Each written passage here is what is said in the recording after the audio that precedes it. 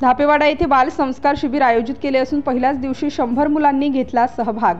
विदर्भाचे पंढरपूर धापेवाडा येथे स्वयंभू श्री विठ्ठल रुक्मिणी मंदिर येथे बाल सुसंस्कार शिबिराचे आयोजन केले असता पहिल्याच दिवशी 100 मुलांनी घेतला सहभाग। हे शिबिर 25 तारखेपर्यंत 21 दिवसांचे आहे। यामध्ये संपूर्ण वारकरी संप्रदायातील मुलांनी येथे येऊन सहभाग नोंदविलेला आहे।